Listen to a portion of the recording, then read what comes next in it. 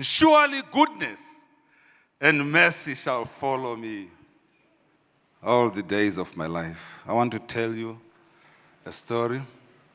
About 2 months ago, month and a half ago, I was hospitalized and I was in my hospital because I had a stomach problem. And my pastor was with me, and we heard that someone wanted to see me. And I said, who is this one? They said, there is a pastor from some church. And my pastor said, from what church? And he said, no, someone wants to see me. So they came around 4:30, and we were debating for 2 hours that we were going to see this man. And this man was patient to see me. And I was sick, did not understand. In fact, what had happened is that I felt dizzy the previous night. And I was collapsing. And my wife drove me to the hospital. So I was sitting with my wife and my pastor, and we were debating until around 6:30. And then something just said, let's just allow this man to come and pray for us. What bad thing can happen from prayer? And lo and behold, a 6'6" man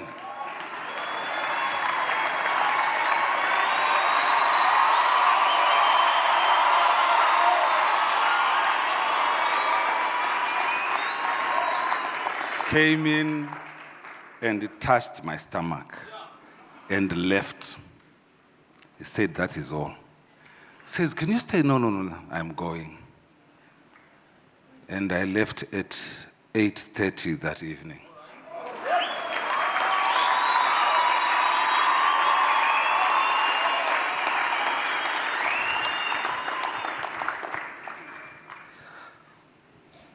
I'm telling you what God did to me. Please be seated. I'm not used to. I want to tell you also, this is just, can we have fun a little bit? Yeah. Okay. In 2021, I was sick unto death. And I had COVID. And in fact, I had some function, a party, end of the year party. I saw on the poster that Janet Manyo was going to be here. She came and sang at our function. And after that, 4 days later, I contracted COVID. When I had COVID, something just happened. I was recovering and something just happened around the 20th of January, 20th, 24th. And I started deteriorating seriously. And as I was deteriorating, something happened. And I was then placed in a coma, induced coma. And the president managed to arrange for me to be treated at the Royal Hospital in Abu Dhabi. And one of my friends, Obey Shumuka, was the one who was part of the plane that carried me to Abu Dhabi. While I was in Abu Dhabi, I was in coma for 37 days. And during that period, there's something that is called, and I was being treated by the best doctors. But there was a time when even those doctors, my wife and Obey told me that, okay, this one is, we are just going to do the final aspects of him. But really, there's nothing to do. The carbon that was in my body was too much. It was closer for someone who was dead than alive. And just like Elijah, when he saw the cloud, small cloud, Obey saw a small cloud as he was going out. Obey. and gave him a flicker of hope. And he was in Dubai now, coming back to Zimbabwe, and then he came back. And when he was coming back, I woke up, that was now on the 11th of March. I woke up, and when I woke up, I started singing the song that Everton was singing. On Jordan's stormy banks I stand, and cast a wishful eye. And this song is brought about through an experience that Moses had. Because he was told by God that he was not going to go into Canaan. You know the story. And he was told, and so he was taken up the mountain. And Joshua was just behind him. And God showed him Canaan. What is amazing is that when I sang that song, I sang it in Shona. I knew it in English, but I sang it in Shona. I am telling you this, that I am a businessman, I'm an entrepreneur. But I'm not an entrepreneur who is like Mark Zuckerberg. I'm an entrepreneur who is a Christian, which means that I'm an entrepreneur who has been called by God.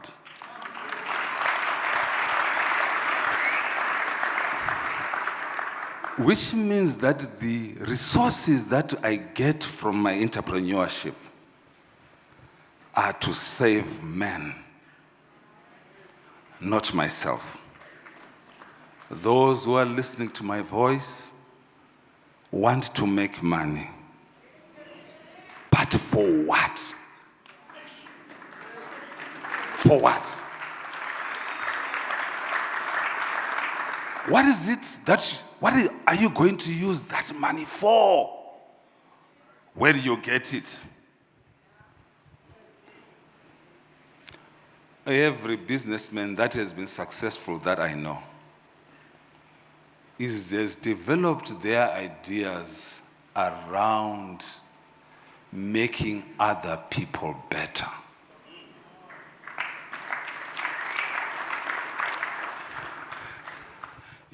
So when you hear us talking about someone, it is because they've come out of the shell where we all are. The normal thing is that we must work, eat, and sleep. Work, eat, and sleep. Now, when someone makes a bit of money out of this process, then he has stolen.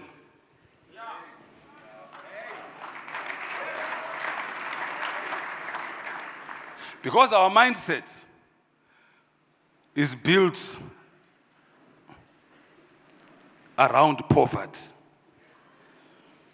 And the poverty has been brought about through enslavement in the colonial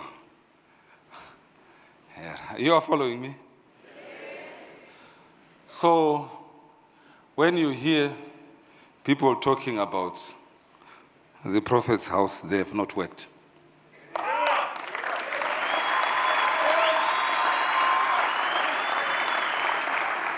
Well, you see people rushing to the gate and actually taking pictures. Then they send it on social media. Look at the prophet's house.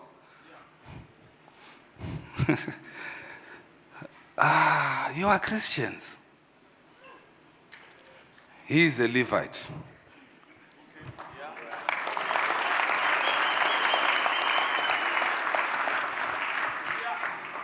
He is wealthy from your offerings. I'm going to say that again. I know you don't want me to say this.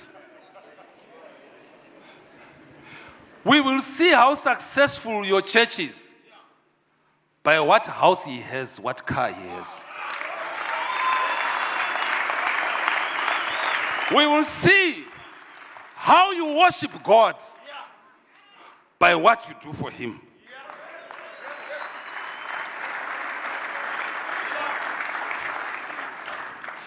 If he's riding a bicycle, then your God is a bicycle God.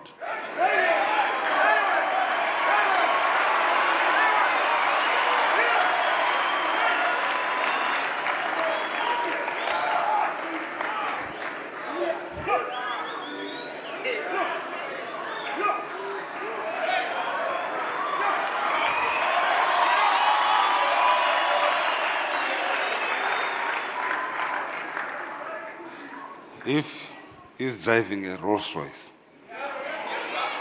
then Psalms makes sense. The book of Psalms, it now makes sense. That he owns the hills and the cattle upon 1,000 hills.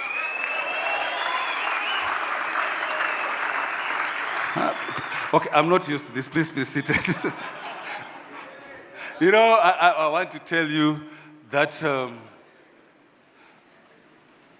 before the kings came along, the richest people were the priests.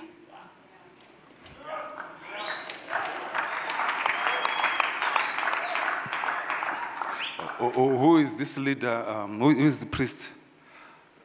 In the book of Judges and the book of forgetting, who then says, they have rejected you, Samuel, because they want to be like other kings.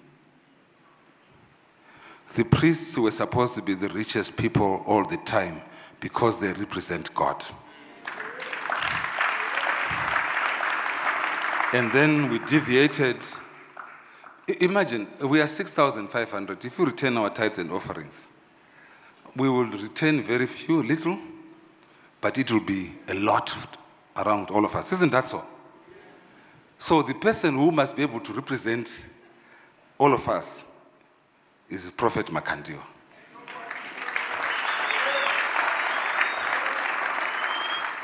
If his word means something, then we must see it in his life.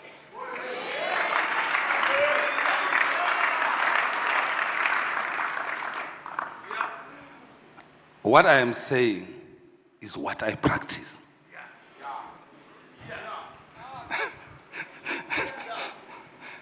My pastor can confess. What I'm saying is what I live. That he represents God.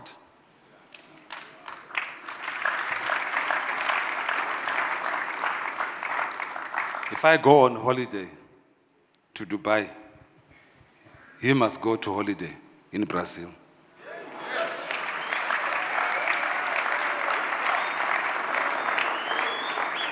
If I get on a private plane, he must get on a private plane.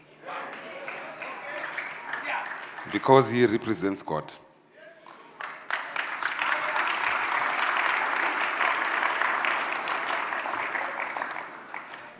You don't want to hear this.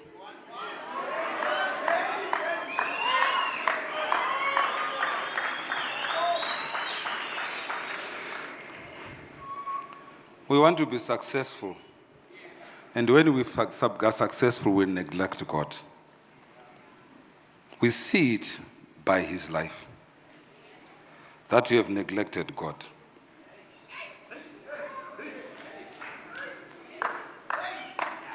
The tithes and offerings represent what you think about God. If you don't return, then you are saying that God did not participate in why I am here, where I am right now. I'm spending too much time on this place. I just want it to sink in that when you are successful, the more you are successful, the more you return tithes and offerings. If you reduce, it means that you are saying, God, Panyai, you did not participate, it was only me.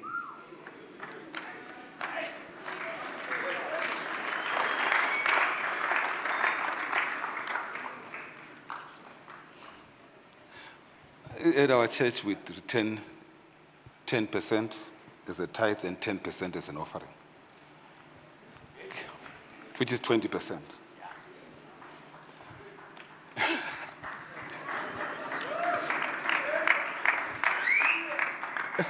%20 goes to God. 10% is then used to look after the pastor. And then 10% is used to spread the gospel.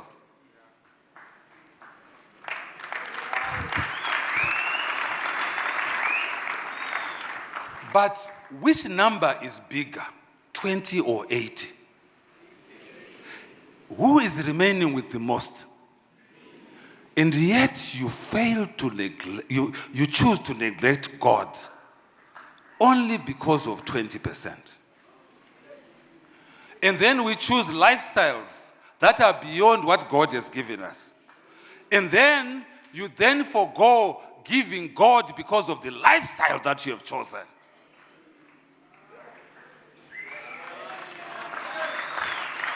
God is going to forget you because you have also forgotten him. You have thought that staying in Borodale is more important than giving offerings to him. So if the house is better, God is going to neglect you with that house. Okay, all right. Never assume that you are the best. You are lying to yourself. Don't criticize that man of God because he doesn't preach about that and you preach about that and that one doesn't preach. No. Different messengers are given different messages. There is no perfect church. There is no perfect ministry. You will never find it. Move around. The day you find it, you let me know. That I finally found that perfect church. I found it. Are you still perfect? It's not perfect anymore. There's no church like that. So stop looking for a perfect church. Where are there no problems? Could be. Where?